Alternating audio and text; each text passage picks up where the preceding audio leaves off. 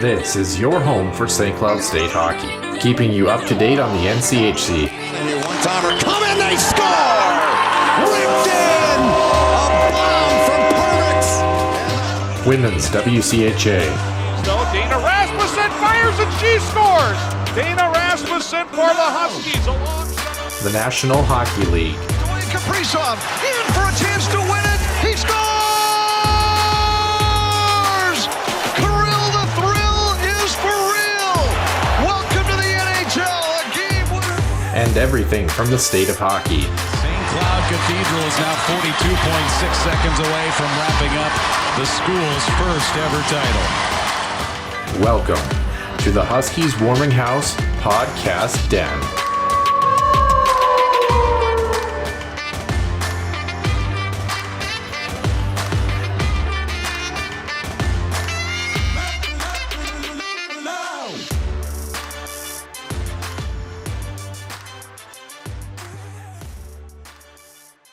Welcome back to the Den, Husky Warming House podcast fans. It is episode number 67. I'm Nick Maxon, and Noah Grant is to my right. In today's episode, we'll have plenty of NHL and college hockey news to dive into. Also in today's episode, it is the North Dakota Fighting Hawks continuing in their series to preview the NCHC teams and where we think they will end up in the 2021-22 season. But before we get into the extra ice session here coming up later in the episode, where we'll dive deep into a little bit more of a specific topic here, Noah. But we have plenty of news to get to, so that is the Center Ice View Huskies Illustrated Weekly Roundup. Center Ice View News and Notes. Center Ice View provides you with the best coverage of St. Cloud State Huskies hockey, from game notes, recaps, photos, and more. Go to centericeview.com.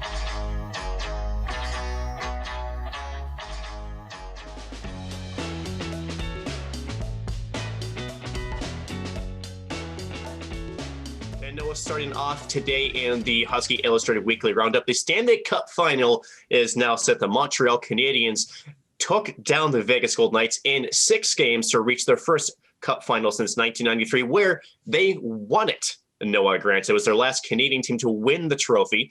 Tampa Bay also took care of the Islanders in 7 games. They all two will meet in the game 1 tomorrow in Tampa. And just a quick of a side note there, Noah, because we haven't had this included, but Yoel Armia is in COVID-19 protocol and did not make the trip to Tampa with the Montreal Canadiens. So possibly down one of their best forwards there for Montreal. Again, game 1 set for tomorrow night down in Tampa. Yeah, the other fun fact to add on that, Nick, when Montreal last won the Cup in 1993, that was actually the end of the first season in franchise history for Tampa Bay. So kind of an interesting caveat there. Should Tampa win, it'll be their 3rd Cup and their 2nd Cup in as many years. Montreal would add their 25th, which would, of course, add to the record of 24 among NHL teams. In sadder news, the hockey world has lost 2 people this week, and, of course, one very close to home in the Minnesota Wild. Tom Curvers, who was the assistant general manager for Minnesota, passed away at the age of 58 this week after his battle with lung cancer. Curvers had been working with Minnesota since 2018 after formerly working with the Tampa Bay Lightning. The former Montreal Canadian did win a cup in 1986, also playing for Buffalo, Toronto, Vancouver, New York, New Jersey, and Anaheim when they were the Mighty Ducks back in the day, tallying 421 points in his 659 NHL career, 659 game, I should say. The Minnesota native, of course, is probably best known for his Hobey Baker winning season up in Duluth, tallying 76 points in his 1983-84 campaign. On Tuesday as well, former Buffalo Sabres standout Rene Robert died this week at the age of 72 after a heart attack put him in the hospital the week before. Part of that French connection between Gilbert Perreault and Rick Martin, the 3 Quebec natives combined in Buffalo for just under 1,700 points in the span of 7 seasons. Robert had 702 points in 744 NHL games, and his number 14 was retired by Buffalo in 1995, joining Martin's number 7 and Perreault's number 11 in the franchise. So for the families of Tom Curvers and Rene Robert, we wish both of them our condolences here from the Huskies Warming House podcast. And a big announcement was made this week, Noah Grant, and the NHL world. The Seattle Kraken have released the name, you see what I did there, of their first head coach in franchise history. It's going to be former Toronto Maple Leafs assistant and former Philadelphia head coach Dave Haxtell. holy cow, what kind of timing is this? Because we're going to be talking about also North Dakota today. Again, the former North Dakota Fighting Hawk head coach also went 289, 143, and 43 over his 11 seasons with 7 Frozen Four appearances. The 52-year-old is set to pick up his staff for the season after edging out 8 other candidates here sometime in the next couple of weeks. Also edging out in the head coaching search, former Arizona bench boss Rick Tocchet. Also in Seattle, joining the booth is going to be former Tampa NHL 4 as well as Minnesota NHLer JT Brown, who just recently retired and will be joining them as an analyst with John Forsland as a play-by-play for this upcoming season. Out in St. Louis, Stanley Cup champion and NHL defenseman Carl Gunnarsson has announced his retirement after a 12-year career. The 34-year-old Swede hasn't played since a knee injury back in February, noting that the wear and tear was enough for him to move on from the game of hockey. He spent 5 years with Toronto and 7 with the St. Louis Blues, and most likely remembered for that overtime goal in Game 2 of the Cup Finals in 2019 in Boston. His only playoff goal in 68 career games, and he finished with a career 138 points over 600 NHL games. Meanwhile, in our last topic here, San Jose did re-add forward Matt Nieto on a 2-year deal after 7 points in 28 games for him last year. Dallas extended veteran forward Blake Como to a 1-year extension after 14 points last year. ESPN hired Hall of Famer Mark Messier to a multi-year deal as a studio analyst, while Vancouver added Henrik and Daniel Sedin, the twins, as special advisors to the general manager. In the NHL awards realm, Carolina's Jacob Slavin became only the 4th defenseman ever to win the Lady Byng as the player to have exhibited the best type of sportsmanship and gentlemanly conduct combined with a high standard of playing ability, something I was never able to do in my career for sure, Nick. Minnesota's Jared Spurgeon was also a finalist for the award. Boston's Patrice Bergeron, of course, taking home more hardware in his career, took home the Mark Messier Leadership Award, and Islanders general manager Lou Lamoriello won his 2nd straight general manager of the year. Finally, Canada is set to legalize sports betting across the country, albeit in limited capacity. Single event sports betting is now legal up north after Bill C-218 was passed by the Senate of Canada last Tuesday. Canadians will now have the ability to bet on single game matches across sports, excluding, of course, horse racing, passing by a 57-20 margin. The start date for this item, of course, for betting is the next thing to be decided.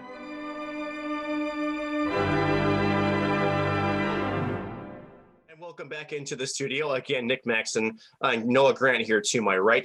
Noah, it's Sunday morning here in the Twin Cities. It's been a little bit rainy, which desperately needed, especially here. It was almost 2 weeks without really getting any much rain.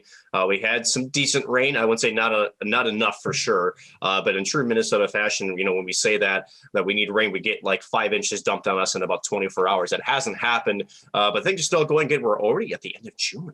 We're already almost to July, which means, not just in the college hockey world, but certainly in the NHL, there's going to be some important dates coming up here in the next 30 days, including the expansion draft, the protected list. But at the end of the day, how the heck are you doing up there in the great state of North Dakota? I just thought of a random question. And I don't know. It's when you mentioned the end of June. Has the Stanley Cup final ever been played in July minus last year? I don't think so. Is it just weird? Yeah, it's weird. And I've always been a proponent of someone that says, I think you should make the season shorter. I think the NHL season should be 62 games, not 82. That's just me. But at the same time, it's kind of nice in the middle of the summer to have some hockey on the TV instead of, having that kind of 4 or 5 month dead period minus, the NHL draft and of course free agency and stuff. I don't know. I guess I'm excited to see Montreal and see how they do. They've kind of pulled a 2012 LA Kings. Whoa. Yeah. It's been impressive. I would like to see, besides fans of that team, like diehard fans, who actually would have picked him in the Cup final. I'll admit, I wrote him off in the first series against Toronto. I thought Toronto was, and honestly, Toronto should have. They were up 3-1, should have closed it out. They did not. They made a statement. All of 2012 LA Kings down 3-0 against San Jose. Yeah. So it's interesting because you have, a team that I think everybody has kind of bet against, and now in the Cup final, you almost can't bet against them now. I mean, they've gone through quite the gauntlet of teams, between Toronto, Winnipeg, and then Vegas. That's an impressive series win against a team that, no question, was a serious Cup contender. And how crazy would it be if Montreal seemingly, didn't have the most impressive regular season, but everybody on that roster is playing essentially at a different level here in the postseason. And the 2 goaltending stats, if I recall correctly, and the Carey Price had like a 202 goals against, and I think Vasilevsky like a 199 or something like that. Average. Just all right. It's going to be a very fun series between those 2 clubs, especially with the way Montreal plays in the neutral zone, the way they play defensively, and how that's going to stack up against that firepower that Tampa has, who still can play pretty stingy defense if they want to. Again, that 1-0 Game 7 victory over the Islanders shows you, I think in my opinion, I'll get your thoughts on it too real quick before we go into our trivia question. But I think, if you're Tampa Bay fans, that Game 7 you couldn't have asked for a better looking Game 7, because you can put up 8 goals. They had that 8-0 spanking. It was at Game 5, I believe. But then, to be able to win those close matchups, those low scoring matchups, and to be disciplined enough to win that type of hockey game, I think that's really a really good sign for Tampa fans, because you're going to go into that series and it's probably going to be a low scoring, and there's not going to be a whole heck of a lot of room out there. But what are your thoughts on this series coming up, just briefly before we get into trivia?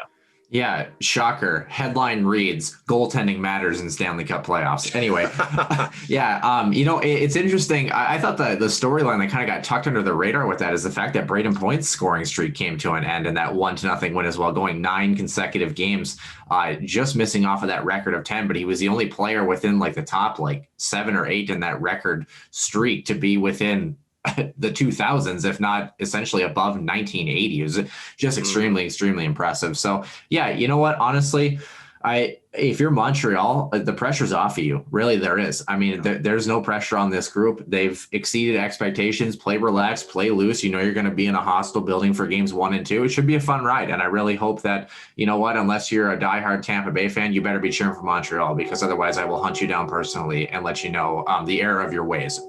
So yeah, it should be good. And they could be the first Canadian team since the Canadians won back in 1993 to get that done. So I think Canadian fans in general would need that boost. I really think that they do. But you were right. Out of all the teams that were supposed to come out of the North Division and potentially contend for a cup, this was not the team that was marked, for sure.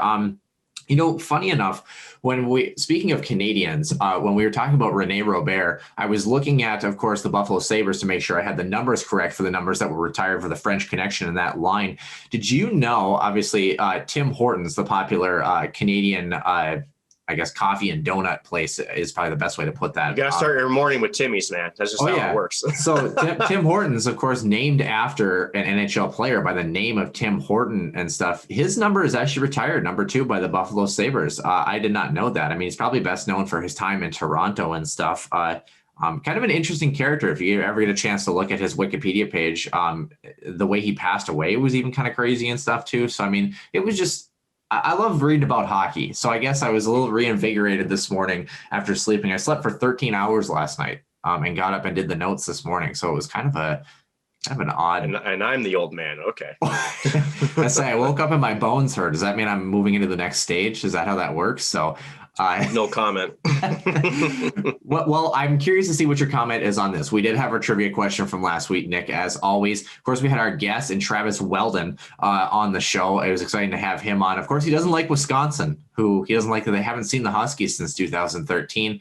The question said, in 2008, St. Cloud State men's hockey did beat the Badgers for 4 consecutive games in a row. When was the first time St. Cloud State beat the Badgers in 4 straight? For example, May 1988 to April 1996, whatever it would be, although it's kind of hard to go backwards. What were the combined scores of those 4 games? I don't know if you'll get the dates. You can take a stab at the dates, but I guess the better question is, what do you think that the combined goal differential or goal scores would be?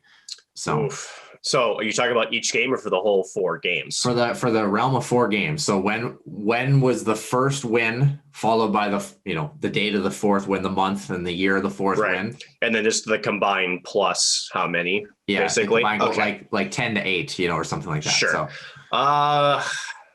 well, I'm going to say it's got to be the 90s somewhere. We were both alive, I'll tell you that much. So, that limits it just a slight. I'll take a stab. 95 to 99, and I'm going to say, if it was significant enough, let's go 16 to 4. Okay. I like the goal differential, thinking that the Badgers tallied only 4 in 4 games. I had, you know what, you know what, you were right about the 90s though. But the thing about the 90s, Nick, is they scored a little bit heftier, I think. But nonetheless, you were off by a year to year. It's actually October of 1996. So I guess I wasn't born then. It was a couple more months later that Noah Grant came along and ruined the world of everybody he encountered. But October 1996, February 14th, 97, February 15th, 1997, and February 27th of 1998, scores of 3-2, 5-4, 7-1, and 7-3 for the Huskies, for a combined score differential of 22-10 in favor of St. Cloud State. Not that far off. Yeah.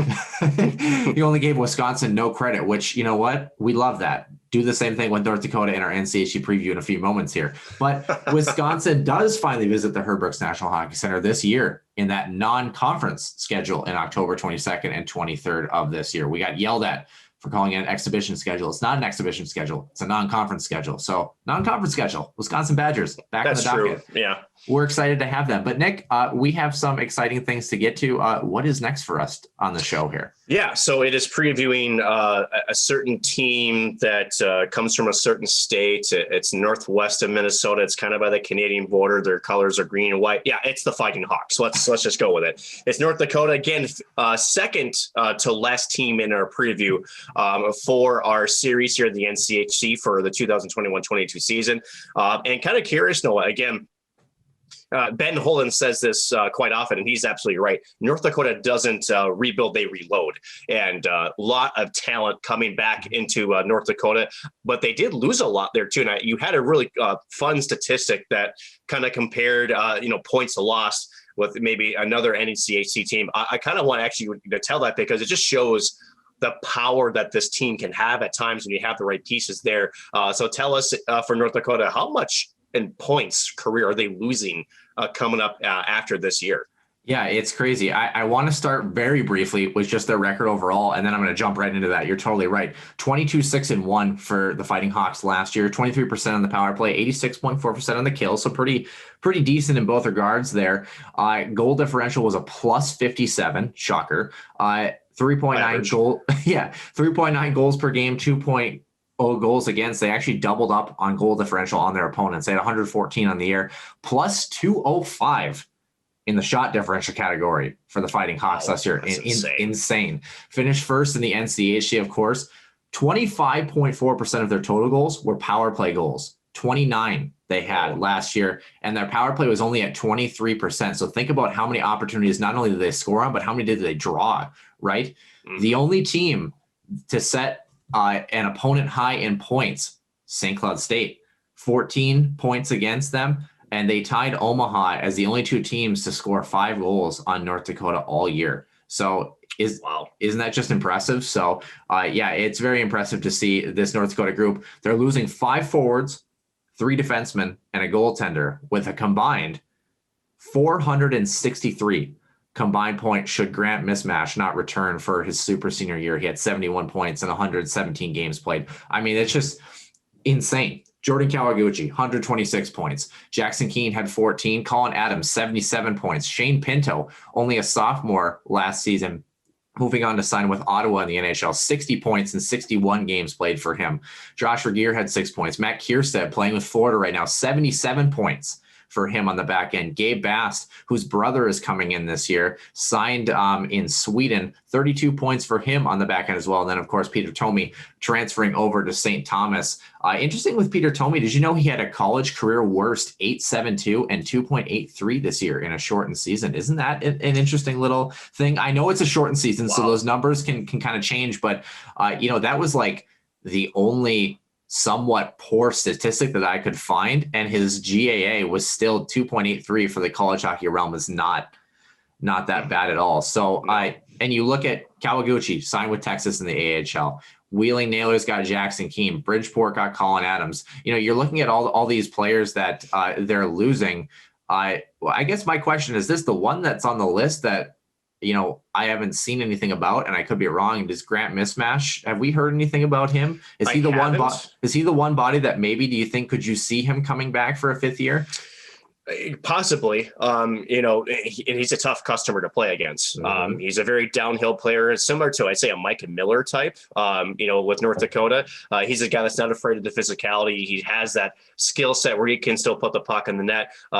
Overall, a very good two-way forward, and no question that North Dakota would obviously take him back in a heartbeat.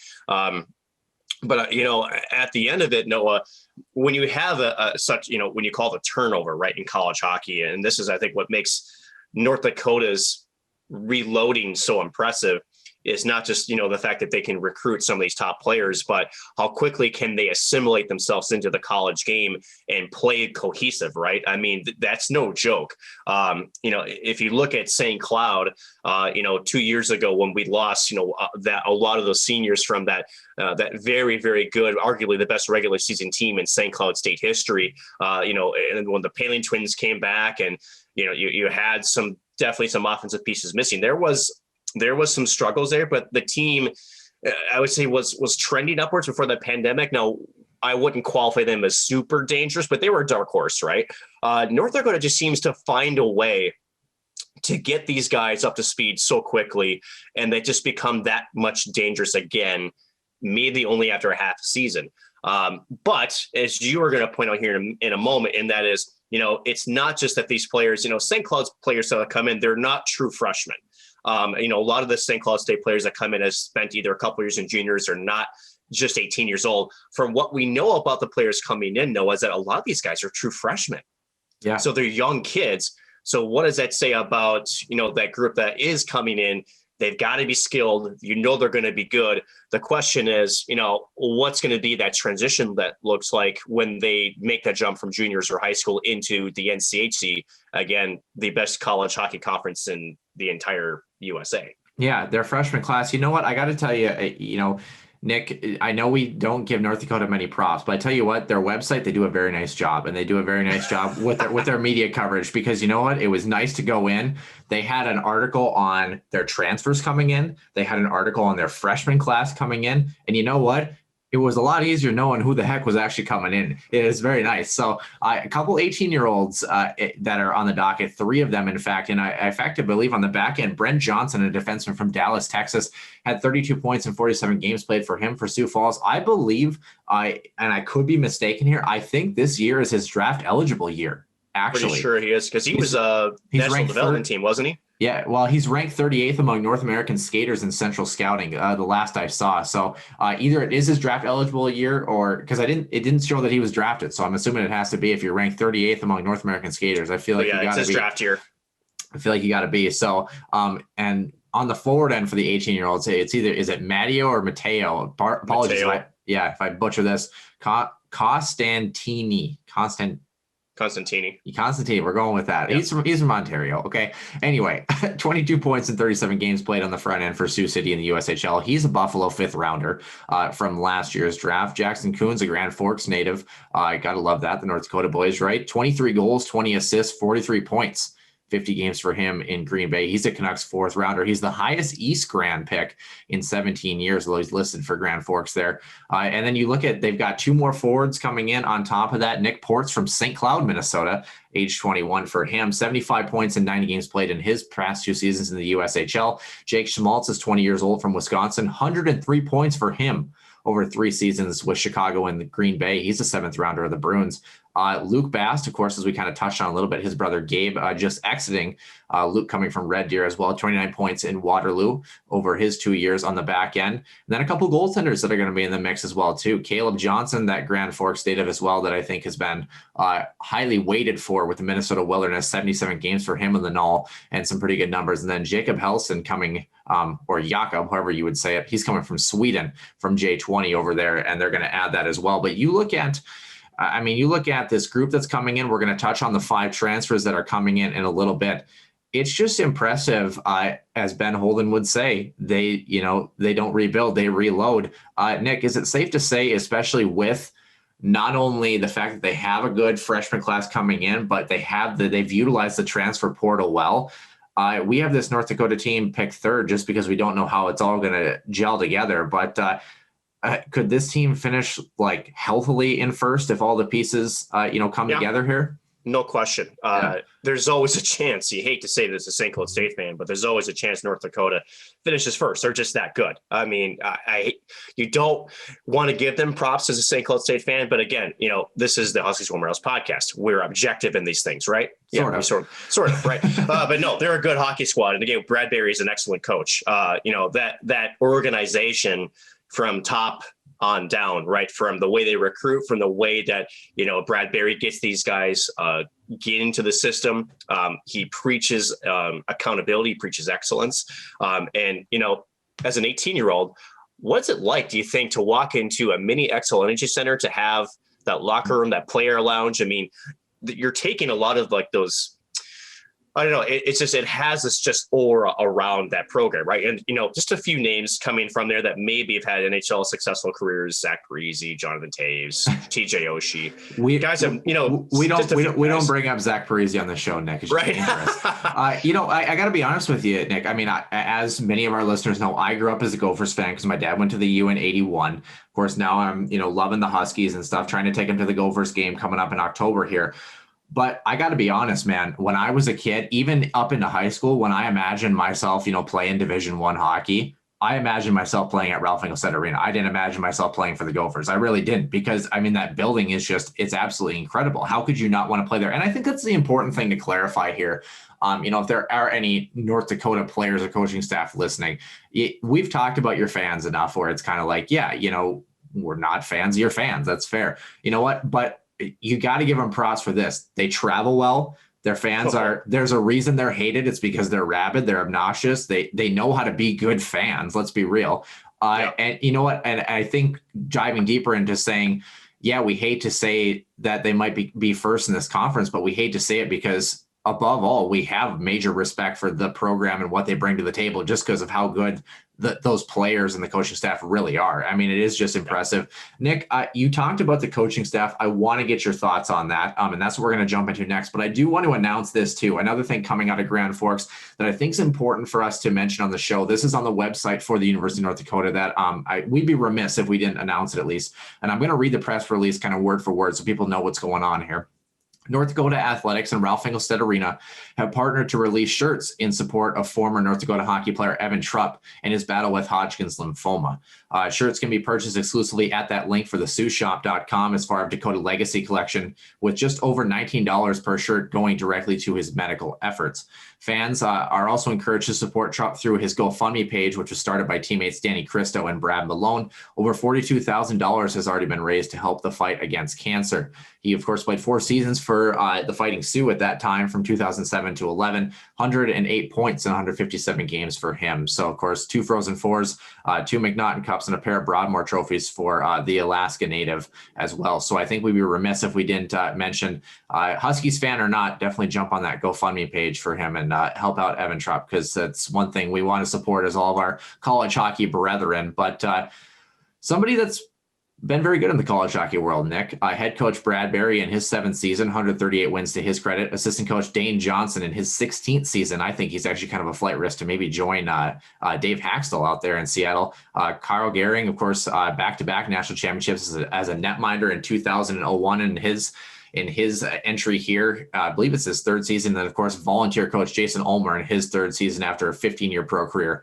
and 2 national championships with the UND as well. The big one, of course, obviously is Bradbury. Of course, everyone knows who he is at this point. But, Nick, for those who maybe don't, or for those who don't know enough about Bradbury, what does he honestly bring to this program that is, in a lot of ways, unmatched in a lot of college hockey programs across the country? Development. That's what it is. The North Dakota brings in already some solid, sound hockey players from juniors, from high school. There's no question about that. But again, as players, when you play college hockey, your goal is not to play college hockey and hang up your skates, especially when you go to North Dakota. Your goal is to play in the National Hockey League. So that means you still have to get better. There's things you got to develop. This coaching staff, and Bradbury leads this charge. They preach a 200-foot game. Absolutely. They preach playing a 5-man unit. They say, you know what, you're going to earn your spot. They run it just like an NHL roster should be run. So it's, he doesn't take the perch that he has for granted. He absolutely knows what he has, but he also doesn't say, hey, we're just going to coast, on in here. They know with the love of that fan base that they have, that they also have to perform, right? And so with that, for these kids, it's all about how do we get these guys to continue to develop skills, to get them involved in the systems, to assimilate those. He's just a fantastic teacher is really what he is. Brett Larson, to me, is also a fantastic teacher, but Brad Berry's right on up there as far as college coaches are concerned in the entire country, as far as teaching and developing players to go to that next level, whether it be AHL, the pros. That's what he brings to the table, and that's why a lot of people, Dallas, Texas, you mentioned a defenseman from Dallas, Texas coming up, they're going to North Dakota to play hockey because they want that next step. They want to continue their growth in their career to eventually make it to the National Hockey League. And that was actually, you kind of touched on what I was going to touch on next. There's a reason that you have a couple of 18-year-olds and guys who are turning 19 coming in versus when we looked at, for example, Western Michigan. And I know they're in a unique spot with having a couple of those returners back, but there's a reason why they might hold off on some of those guys that are 19 or 20 years old. And some of them are ready, but some of them, they're going to wait on just to let them develop an extra year. When you talk about the development process, bringing in guys that young, sometimes you have to really kind of have a good read on the personality, a good read on the player, and understand how they're going to jump right into that college realm. And Brad Berry brings that to the table. Dane Jackson is a guy that, again, in his 16th season, he might actually end up joining Dave Haxtell out there in Seattle. I wouldn't be shocked to see maybe him make the jump up there just because of the understanding that he has with Dave and that sort of thing. But if he sticks around for his 16th season, it would just be impressive for him to be there. It would depend on his contract situation and whether, there is an ability to have that conversation. I would think at some point Dane Jackson would want that. And that's the other thing. Does he want to go up to that realm? Does he like being in North Dakota? I don't know him that well or his situation. But as you mentioned, on the show, what's that, right? But again, something to watch, right? Because a lot of the stats that you could see get recycled in every league that's up there. It's a lot of familiarity, and you want to keep those around you that can input your system. So it could happen, but I've again some question marks that would be surrounding whether he leaves or stays. Yeah. We've got a couple of things to touch on here. We're actually kind of flying through some North Dakota coverage, which is kind of interesting. Maybe it's on purpose. I don't know. We'll have to see. But I promise you it's not on purpose. I think we just rambled on a bit too long in our previous shows before we got to our NCHC previews. But previewing their schedule here, Nick, Manitoba, that exhibition game is on the docket. 2 games at home against Niagara, 2 games at home against Bemidji, and 2 games away in Quinnipiac. Is going to be on the docket. And then after that, October 30th, the U.S. Hockey Hall of Fame game in Nashville against Penn State. North Dakota is going to be in that one. Of course, the U.S. under-18s coming January 1st, kind of a typical thing for North Dakota to do that with that program. And Cornell, January 7th and 8th, coming back from that Christmas schedule, will be at home at Ralph Engelstad Arena. St. Cloud's on the docket twice. December 3rd and 4th on my birthday in St. Cloud, January 28th and 29th in Grand Forks. Colorado College, Duluth, Western, and Omaha are the other teams that they'll see twice, and Denver and Miami will cap the one-offers for the Fighting Hawks. Nick, I kind of want to let you take this section before we get into our transfers here. Who are maybe some of these returners or some guys that you're looking at that might be some of those impact players this year? And with a lot of roster turnover, right? You have these pieces that, you're looking for those players that are kind of the middle of the pack players to maybe take that next step because you have a big incoming class, you have a transfer class. You're looking for guys that maybe are kind of middle of the pack. I think, at least for this group, that become those impact players. Yes, you're going to have your top performers be top performers. Gavin Haynes going to be one of those that, you look at him and it's like, holy smokes, this kid's unbelievably good at hockey. But you look at some of those guys in the middle that maybe were playing in that middle 6 to bottom 6 role. Can they elevate their game and push themselves up into that lineup? You got a couple of guys that you thought are going to be impact players? I do. Actually, one of them is going to be a sophomore, Reese Gaber, who was one of the 3 big freshmen that came in the NCHC with VT Mietinen and I'm trying to remember the player from Denver's name. I apologize, but it was those 3 that really stuck out this season as far as, I guess freshmen making an immediate impact to their clubs. To me is an impact player. Ethan Frisch on defense, to me, plays a very good two-way game. Again, the Moorhead, Minnesota native. And then, honestly, to me, Jasper Weatherby. Weatherby, to me, is an impact player. He was a third line center. He's, I believe, a San Jose draft pick. He was out there a lot in defensive situations and in critical faceoff situations. Jasper Weatherby, to me, is going to be a kind of that leader, especially down the middle. That North Dakota, I think, really needs some stability there, especially with a young group coming in. But to me, it's all for their offense going to be surrounding with Reese Gaber, and whether does he have that sophomore slump or can he continue to elevate his game? And to me, with the way we watched Reese Gaber, I don't see him being a slump candidate, but I do see him being, kind of being a follower now, being almost kind of injected into a leadership position again, just because of how many young people are coming into this fold. To me, he's going to be a big part of their offense, not only at 5-on-5, but also on the power play. So those three names immediately make my list. What I'm curious to know is what would be your impact players. Yeah, I mean, well, it's hard to ignore Jake Sanderson. And by the way, the Denver player that you were talking about was Carter Savoy. Thank you. I to be honest, and I don't know if he's coming back. I think Grant Mismash, if he comes back, can be a real key to this club, just because you have some more of that veteran presence. He's a guy that, again, you talked about, plays that complete 200-foot game and plays the right way. And I know it's weird to talk about a player that we don't know about. I feel like when I was looking at the signees, I feel like I missed one that maybe ended up there. So apologies if we're naming somebody that actually isn't going to be on the team next year.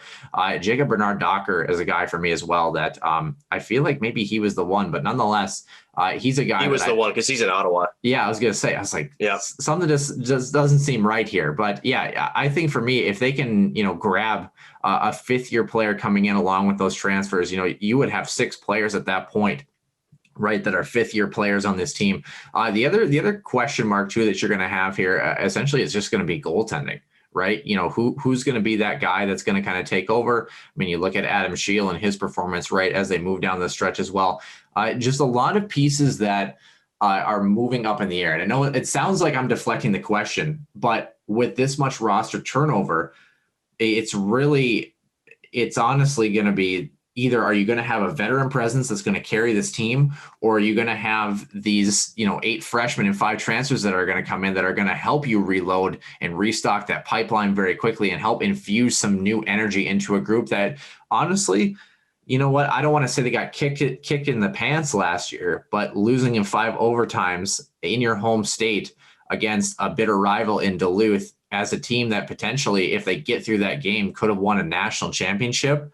That's somewhat of a gut punch, for the program. And then of course you get gutted, no pun intended there, by losing so many good players that help you get to that point and help you build in that program. It's just going to honestly be, I think, more on an emotional level as far as what the impact players provide, if that makes sense. Does that make sense? Yeah, and it's a big reason why that transfer portal is so important, right? I mean, let's take a look at what some of those, 2 older players did with St. Cloud, Jared Cockrell and Seamus Donahue, and how they really did, solidify some of that veteran presence. Again, they were former captains, as Brett Larson likes to go out and get, right? There's a big reason why those incoming transfers in there are going to be, I think, more key than the freshmen. They're going to be there to stabilize certain positions, to take pressure off some of the young kids, and to just try to find that right mix of young blood and that veteran presence that's been there, done that, have experienced the college game, so that way you're not putting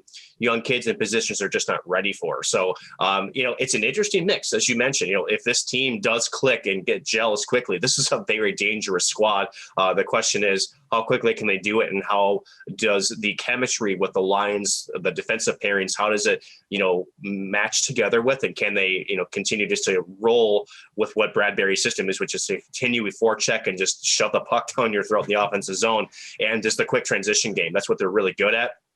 Take pressure off your goaltender and just play, the majority of the game on the attack.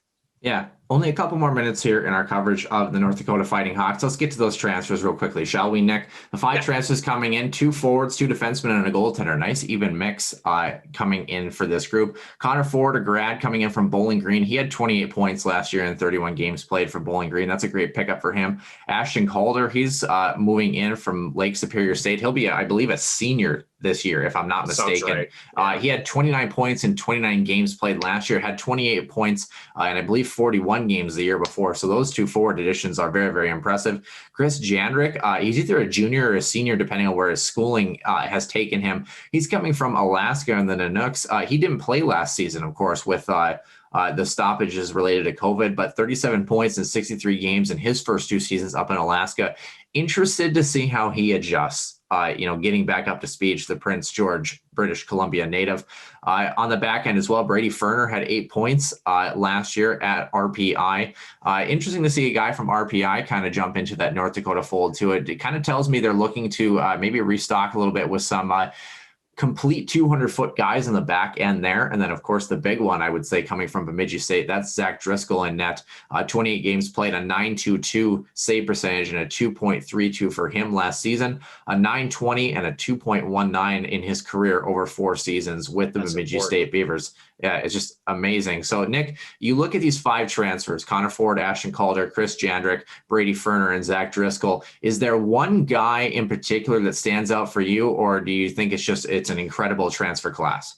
Well, it's all good, right? And I like the mix, especially with the 2 defensemen. You have obviously what looks to be one offensive defenseman and more probably a defensive defenseman that they brought in with Ferner. But to me, honestly, the biggest impact is going to be Zach Driscoll. The reason why I say that is, I think he's going to push Adam Scheel for that number 1 spot. And you need that healthy competition, right? There's a reason why St. Cloud with David Rennick, I do think, and you saw it, right? Jackson Castor got a couple of games, Joey Lamoureux, a couple of appearances as well. But, they push each other, right? Because you don't want to lose that net because if that guy gets on a hot streak, maybe that net is theirs for the foreseeable future. And with Zach Driscoll is a very, very good goaltender, former high school from Eastview High School here in Apple Valley, Minnesota. Then again, St. Cloud to Bemidji, now to North Dakota. He's a very capable goaltender. And I think having that depth, again, for North Dakota, I think that's going to be important to give maybe him maybe a night off here or there, or also maybe even then just to push him to have some competition in that position, which I think, not to, no disrespect for Peter Tomei, but I think, again, with his numbers weren't great last year. And I think with him transferring out, showed you he was looking for a new opportunity, probably more ice time. And for Zach Driscoll going into what could be, again, you can never take North Dakota out of a national championship conversation.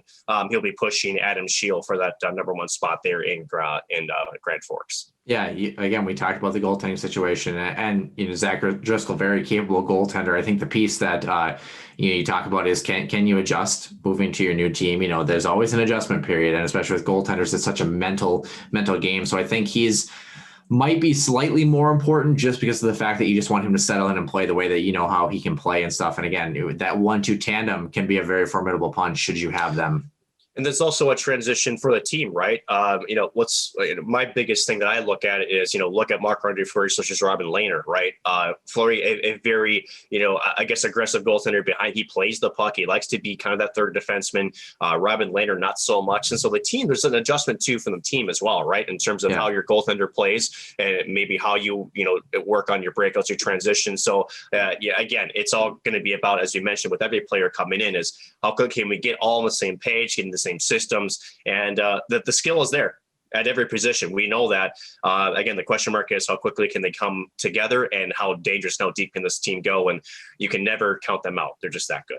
Speaking of danger, our last little bit here for the Fighting Hawks, of course, as always, we want to know what's going to make the Fighting Hawks successful for this season, Nick. And the St. Cloud State Huskies have them 4 times on the docket. Should be very, very good hockey games here, hopefully with fans in both buildings. What do the St. Cloud State Huskies have to do to handle the Fighting Hawks as they did so well last season?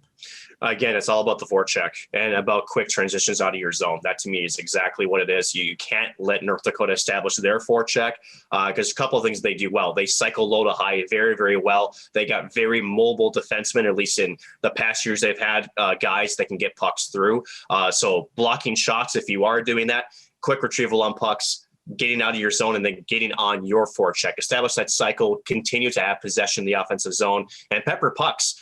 There's one thing we've noticed, and again, no disrespect to Jim Thome, Peter Thome, excuse me, is that, Jim Thome, the baseball player. I know. Oh my gosh. Batting great from the crease this year. My goodness. And you can tell things are just going up in the air in the Sunday morning. But, if you can get into that, interior of the crease there, North, that's where, if you can shrink the ice size a little bit in the defensive lane, that's an area of vulnerability there for North Dakota. At least it has been in years past. And that's how you do it. You have to take kind of their game and put it right back at them. It's the old Herb Brooks coaching strategy, take it and shove it right back up their face anyway. So, but that's honestly, that's what it is. You got to keep them playing defense because they've got such high skill on the offensive zone. And again, for the way that they play, it's a 5-man unit.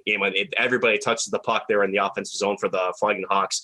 Everybody can play it. Everybody can pass it. Everybody can shoot the puck. So the more you make them to defend, the better. I tell you what, the epitome of what St. Cloud State has to do and what North Dakota does so well, I think was exemplified in the NCHC Frozen Faceoff Championship game. St. Cloud was the not better team for all of about 4 minutes and 40 seconds. And look how that game ended up. It's just, It's one of those things that you look at this North Dakota team, anytime you give them time and space, it really is about, like you said, one, forcing the game against them, but really slowing down their transitional speed. North Dakota, year after year, is one of the best teams. I remember when they came to the Herb Brooks National Hockey Center and we were calling the games, 2 years ago. And you look at their ability to, every time there's a turnover, just turn the pace up. That pace of that game just had a different level, a different gear than the rest of them. And that's the way North Dakota plays every single night. You look at their shot differential, pretty hard to get shots on goal when you're stuck in your own end for 45 seconds and stuff, trying to defend this North Dakota team. So really, it's going to actually not even so much be in the defenders if you're St. Cloud, but it's going to be on the forwards for St. Cloud to be able to kind of at least create some disruption and force players to one side. A lot of times when you see a defenseman for an opposing team pick up the puck, right? They're looking to go D to D. They're looking to find a forward that's moving up the ice. What your goal as a forward-checking forward is you're supposed to try to take away one section, one area of the ice, and force them to go, preferably on their backhand, but force them to go up the ice in the direction you're trying to force them. That allows your defenders or your centerman who is maybe supporting that play to force them, into the wall, into the neutral zone, and not allow them to create any transitional speed up the ice. That's what St. Cloud State has to do against North Dakota. If you're North Dakota, finding a way through those seams, because as soon as they do that, they're drawing penalties, they're creating power play opportunities, they're scoring on the power play, they're using their speed so well, they're coming in with numbers, they can score on the attack, they can create a beautiful cycle game with their speed. They're such a deadly hockey team. But you know what? As a St. Cloud State Huskies hockey fan, I'm inclined to hate them because that's just how it works. So Nick, do you have anything else to add with the Fighting Hawks here?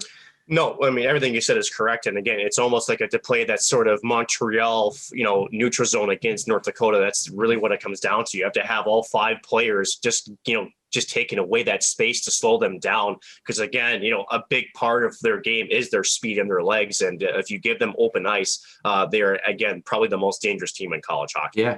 Puck possession is huge. The other piece of this too for St. Cloud, have the puck. You got to be the team that if you want to slow the pace of play down, you have to have the puck and play with your pace. That's just how it is. St. Cloud, I think, did a much better job of that last year than they did the year before, but it's going to have to be at that level or better again this year to continue to grab some more wins against North Dakota, because I thought there were a couple of times where North Dakota was on the ropes against St. Cloud, and St. Cloud kind of let them back in a little bit, or North Dakota just played the way North Dakota can. So it should be a good one. As we move into our extra ice session, Nick, I kind of made an executive decision here because we didn't really get a chance to touch on this a little bit earlier in the show. Of course, we have some great expansion draft talk coming up in the next couple of weeks.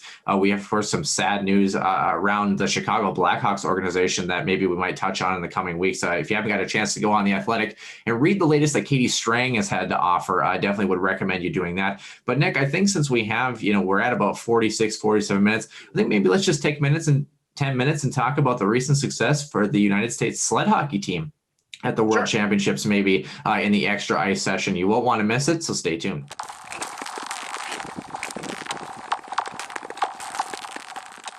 And welcome into our extra ice session. Excited to be with you guys here. Of course, we've got about maybe 10, 15 minutes. Of course, we always say that, and then we ramble on for about 45 minutes next. We're going to try to keep this one short and sweet. An instance is a little bit close to home to me, both literally and figuratively. The United States sled hockey team going to the World Championships, their title game, they trounced Canada in that title game, a 5-1 victory. Got to watch it yesterday at the rink here. 2 goals and assists from Declan Farmer, who's just an unbelievable talent in the sled hockey world. Jack Wallace had 3 assists as well. My high school head coach, David Hoff, is the head coach of the U.S. national sled hockey team. And then my college assistant coach, Corey Gorder, on that staff as well. And then we do have Chris Douglas, who comes and skates with us here in the Minot area. Of course, he's on that team as well. They're getting ready for the Paralympic tryouts 2 weeks after this, but just a great building block for them. Of course, winning the past couple of Paralympic gold medals the U.S. hockey team has as well, too. It's just been very impressive. Nick, not a lot of people follow the sled hockey realm a little bit. It's kind of been a program that since its inception in the mid-2000s has really grown. Some of the guys that were part of that inception have stayed there up until this point. You look at players. I don't know why I always blank on his first name. I'm trying to find it here. His last name is Cash, Steve Cash. I always want to say Johnny Cash, obviously, but Steve Cash, the goaltender, longtime goaltender for the U.S. team, logging a lot of minutes, of course, stopping them through pretty much all the major tournaments there. What can you say about the sled hockey team for the United States program? It's pretty much the U.S. and Canada in the dogfight for the sled hockey championships. And then maybe we'll touch on a little bit more into, I guess, what can we do to make sled hockey more inclusive? But first, your thoughts on the U.S. sled hockey team and anything that you can add on there. Wow. First of all, what an offensive show they put on here at the Worlds. Anytime that you can down a Canadian team and do it in convincing fashion, it's always, a nice hand clap for these guys. But, when you look at the game of hockey and then you look at the sled hockey world, the one thing that's kind of interesting, Noah, and I don't know if interesting is the right word, but these athletes and how they have to get around the ice, how the game is a little bit different in terms of its structure, in terms of how you have to create some things, but still the skill that's on display is just absolutely incredible. And these athletes are out there, they're going hard. There's contact, there's exceptional skill. There's, it's an awesome thing to watch because, and you hate to say this, but for some of the sports that are out there, I don't think a lot of these athletes would have an opportunity to play, at the same level with some other sports. It just isn't there. But for some of these folks, for sled hockey, it's a very competitive, a very good type of sport to watch. Mm-hmm. I mean, and it's hard to really put into words, honestly, sled hockey can actually, I think it's more about what it means to these athletes. Honestly, it gives them, the way to kind of get that competitive fire out there. And again, the camaraderie again, that hockey brings, whether it's sled hockey, whether it's, the hockey that you and I see on a daily basis, up here, it's a treat to watch. And I think that it doesn't really get the recognition it deserves. There's no question about that. But for these players and for the way that they just dominated this last Worlds, I mean, just what an incredible job by the coaching staff, and 2, obviously the athletes. Congrats to them and the hard work and what they've earned. But what a statement by USA Hockey just to be able to pump the resources and the energy and the right minds in there to create such a successful program. It's really, really awesome to see. And to me, I think it deserves more recognition on a national level than it does currently, honestly. Yeah, I don't know how they do it. Speaking from limited experience here, of course, when Chris Douglas comes out to us, let me put it to you this way. So we have our skates tonight. Of course, he won't be here tonight. They're flying back from Vienna tonight, but we'll see him on Monday. But to put this in perspective, our Sunday night weekly skate, Why Not Hockey here, it's normal hockey players with a little bit of skill. And then it's Chris Douglas out there on his sled with us. And he's, he hangs right there with us and is better than probably half the people that are out there. And you got to understand, this dude goes up and down the ice using his shoulders and his arms, like low center of gravity, that sort of thing. It's just impressive. It's impressive to see players play this sport in a way that, I could never be able to do it. It's utterly impressive. And Chris is a great guy. Love skating with him, and probably shoots the puck harder than I do. So if you haven't gotten a chance at least to go to the USA Hockey page, go check out some of the sled hockey development stuff. Definitely just take a look at it and see what the sport entails, how it's played. Is there body contact? You better believe there is. Is there high flying, high skilled action, amazing saucer passes? You better believe there is. There's a lot of elements of what we know as the game of hockey that not only are a part of sled hockey, but they're more impressive than any of us could ever do. But that brings me to our next point here, Nick, and it was something that we had a discussion as they're getting ready to add a 4-sheet here in Minot, North Dakota. They're fundraising for that as well. And the discussion has been, how do you make sled hockey more inclusive? One of the biggest challenges is the cost of sleds, the dimensions of the rink. The boards have to be specially designed for players to be able to get up into the benches. I don't know if a lot of people know this, but when you look at a hockey rink, you have the yellow trim. It's called a kick plate that runs along the bottom of the boards. You have to mitigate some of that so players can get up off the ice and into the benches. With the sleds, you have to be able to see through the boards so that the players who are underneath the boards can see it when they're on the benches and stuff. There's a lot of logistical challenges, not to mention just growing the game for sled hockey players because they are a niche community, if you will. Nick, what is the sled hockey scene like down in the Twin Cities? Do you have any idea? And are there any things that, maybe they can do to continue to grow the game? Well, there's no question there's a community here. It's, again, like you mentioned, it's a niche community. And, it's one of those where it's almost feels like its own separate community, maybe, just because, like you said, there's some logistical differences between just the way that you have to construct the boards, the way that, these, and I think just the athletes too, their stories, the individual stories as to, getting him into the sled hockey world, it is different. And I don't want to take, it's not a negative thing, obviously, but I think there's a lot of folks that, it's almost like it's a way for, I think, people that play the game have come from different backgrounds and have gone through probably some different things that you and I have gone through. It's a great way for those folks to come together, share those stories, but also to be able to put a competitive fire out on in an athletic sense, and to be able to put that on an ice. And again, as you mentioned, these guys who are going up and down the ice, and it's 2 sticks too, right? There's 2 sticks, and they're using the butt ends of their sticks. And I believe there's an attack on the bottom of them, if I remember correctly. A little pick, right? And they are literally charging up the ice, almost as like you're almost, I don't know if kayaking's the right, kind of motion, but it's using all your upper body strength, and they fly. They make probably a guy like me looks slow, and I'm on, my 2 legs and pushing through at 34. Well, that's pretty easy to do. That's true. But, it's something where you have to just get the news out there. You have to get, the awareness that's out there. And again, there's the logistical challenges. I think is probably their biggest mountain they have to climb.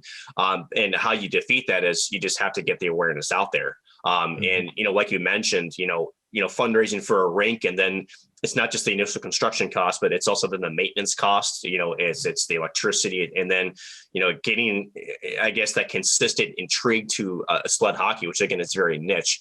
It's not easy, but that would be the 2 biggest challenges that face them. And there's no question here in North Dakota and Minnesota that the game of hockey as a whole has significant interest, but, sled hockey, again, is a niche community. How do you include them into that community? I think also to try to share some of those logistical challenges.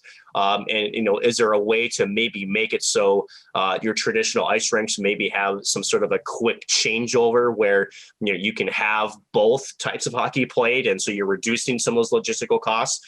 That may be an area of study maybe, but if you look at the people from both, the hockey you and I watch on TV versus sled, they're all the same. They love the game. They love the camaraderie. They love, they love to compete. And, they would do, if I could, retire from working and live next to an ice rink, I'd be on an ice rink every single day. And I know that those guys would too, 100%. Yeah, Chris's journey has been great. Of course, he worked with the Tampa Bay organization for a little bit as well, and I hear they're doing all right. This Tampa Bay organization, I don't know, some Stanley Cup thing. I don't know. It's some interesting, trophy. And there are pieces of that when you talk about the guys haven't changed. I mean, there are a couple guys that were on the Paralympic team, the last team, where the way that they lost their legs is they were parked on the side of the road during a snowstorm after prom in Colorado, and a car came over the hill, and they had the tailgate down, and they ended up getting hit. Yeah. Oh, my. And that's how they lost their legs. So, and fun fact for those who are like, how the heck does this sled hockey thing works?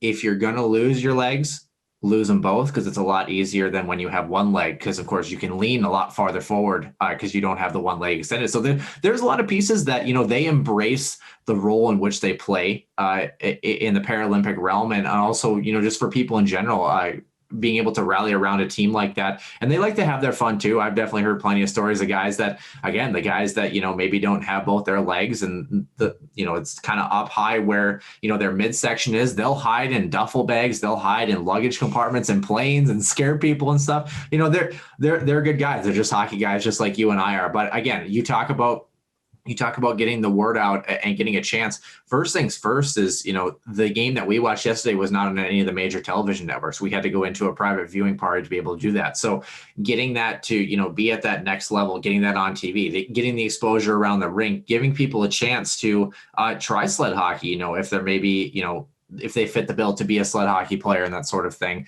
I tried it one time. It was the most difficult thing I think I've ever done. It was incredible. So again, talking about that awareness, I think the first thing to cap this off is that if you've never seen a sled hockey game, go back and find the highlights from last night, or go back and watch the Paralympic, the last two championship games, and just see what it's all about. And I think that's maybe our goal here, at least as a platform, is that it's a lot of things that we could talk about in such a short amount of time here that we don't have time to touch on.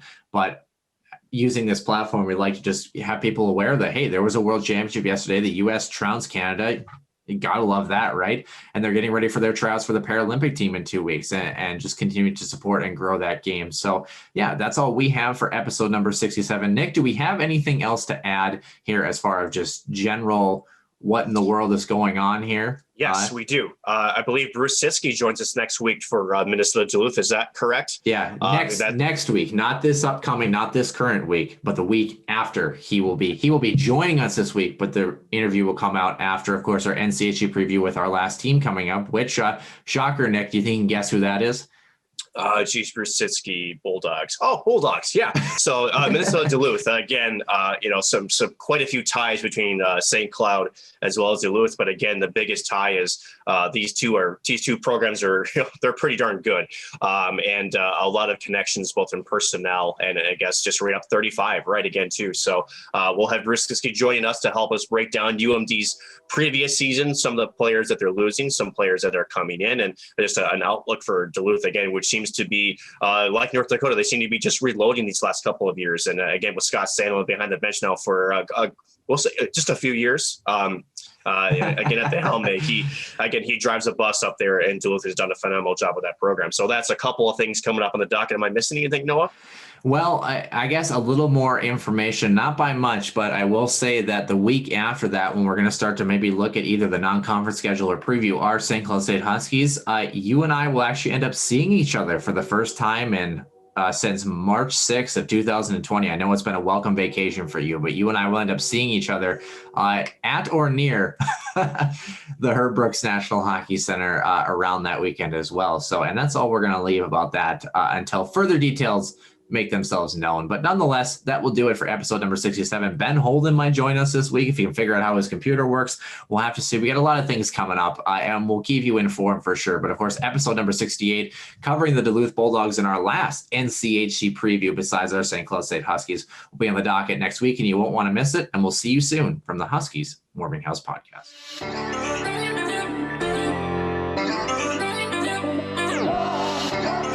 One-timer coming, they score!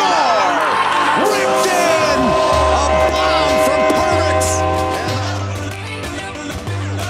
So Dana Rasmussen fires and she scores! Dana Rasmussen for the Huskies. Dwayne Kaprizov in for a chance to win it! He scores! Kirill the Thrill is for real! Welcome to the NHL! Cathedral is now 42.6 seconds away from wrapping up the school's first ever title.